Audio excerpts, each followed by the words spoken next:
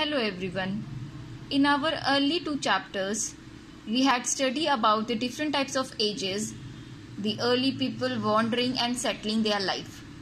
In this chapter, we are going to study about the Iron Age, the ages of the history, usefulness of the iron and many more. So our first topic is the ages of history. The material used by early human beings are still useful for us today. As we all know, पिछले time पे जितने भी human beings ने जो भी tools and weapons develop किए वो आज के टाइम भी फार्मिंग के लिए और अलग अलग चीज़ों के लिए यूजफुल है हमारे लिए. To make it easier to study early human history, historian have divided it into the ages. ताकि हम ह्यूमन हिस्ट्री, जो अर्ली ह्यूमन हिस्ट्री, उसको आसानी से पढ़ सकें, उनके एजेस और उनके पीरियड्स के बारे में जान सकें, इसलिए उन्होंने एक एक पीरियड को एक एक एज में हम लोगों को डिवाइड कर दिया, जिससे कि हम बहुत ही इजीली अर्ली ह्यूमन हिस्ट्री के बारे में पढ़ सकते हैं. ये टेबल और अच्छे से आपको लर्न करने में मदद करेगा. The first age, stone age, उसमें कौन कौन से मटेरियल यूज हुए और लाइफ ऑफ पीपल क्या थे, ये आपको एक जगह पता चल गया. कौन कौन से मटेरियल, स्टोन, वुड हो गए, कुछ पार्ट्स ऑफ क्ले था पॉटरी करने के लिए. लाइफ ऑफ पीपल कैसी थी, हंटिंग एंड गैदरिंग कर रहे थे. फिर धीरे धीरे उन्होंने फार्मिंग सीखी और विलेजेस और टाउन्स को ग्रो किया. अब second topic, the copper and bronze ages. उसमें क्या मटेरियल यूज हुए, कॉपर, ब्रॉन्ज. ब्रॉन्ज कैसे बना, कॉपर और टीन को मिक्स करके. लाइफ ऑफ पीपल क्या थी, बहुत सारी सिविलाइजेशंस हुए, अलग अलग सिटीज और अलग अलग जो पीपल्स थे उन्होंने ट्रेड स्टार्ट कर दिया अमंग देमसेल्फ, मतलब बिजनेस स्टार्ट कर दिया, एक्सचेंजिंग ऑफ गुड्स. फिर आया आयरन एज. अभी भी मटेरियल्स में यूज किया जा रहा है आयरन, और पहले भी मटेरियल में आयरन यूज किया जाता था. अब ये अलग अलग टेबल तो हम लोगों ने देख लिया, लेकिन इसका मतलब ये नहीं है कि स्टोन एज के टाइम पे कॉपर एंड ब्रॉन्ज नहीं आया या कॉपर के टाइम पे आयरन नहीं आया. ऐसा कुछ भी नहीं है. इस पैराग्राफ से आप ये समझोगे कि कॉपर के टाइम पे, कॉपर एज के टाइम पे ही ब्रॉन्ज एज भी आया, ब्रॉन्ज के टाइम पे ही आयरन एज भी आया. ठीक है. So it only mean that one age did not come to the end neatly before another one started. ऐसा बिल्कुल नहीं है कि एक खत्म हुआ तब दूसरा आया. जी नहीं, एक चल रहा था, उसी के साथ साथ दूसरी चीजों की भी डिस्कवरी और इन्वेंशन होने लगे. आयरन एज क्या है? आयरन एज एक ऐसा टाइम पीरियड है जहां पे अर्ली ह्यूमन जो टूल्स एंड वेपन्स बना रहे थे वो आयरन को यूज करके बना रहे थे. That is only the iron age. These different ages did not happen at the same time all over the world.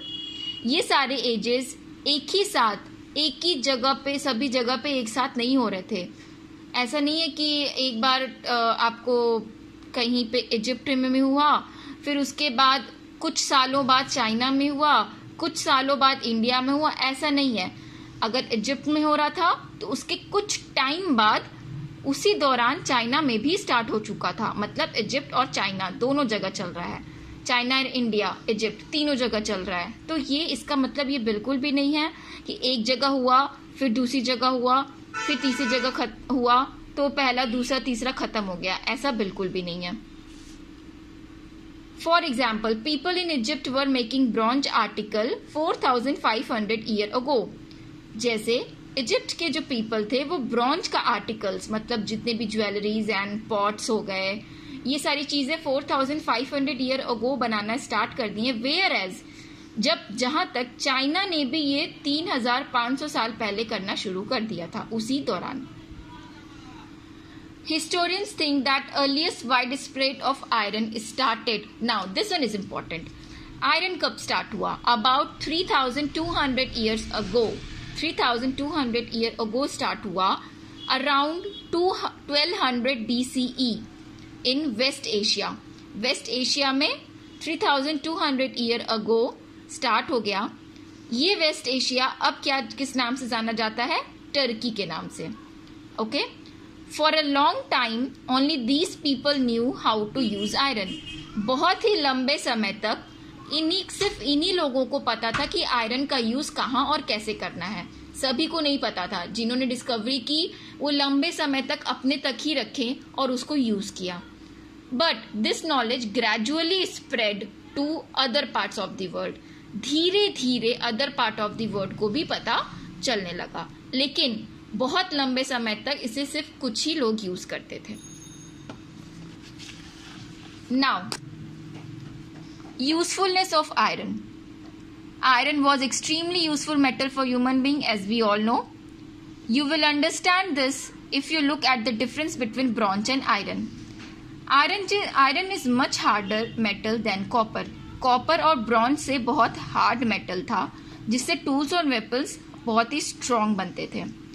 Iron is found in many parts of the world, whereas tin, which is used to make bronze, is not as widespread. Tin उतना ज्यादा bronze के time पे जो discovery हुआ था, इतना ज्यादा वो मशहूर नहीं हो पाया था। All the metal melts when they are heated at high temperature. जब भी हाई टेम्परेचर या हीट में हम लोग को अगर कोई मेटल मेल्ट करना है तो हमें हाई टेम्परेचर या हीट चाहिए होता था। लेकिन ब्रॉन्ज एक ऐसा मेटल है जो लो टेम्परेचर में मेल्ट होता था देन आयरन।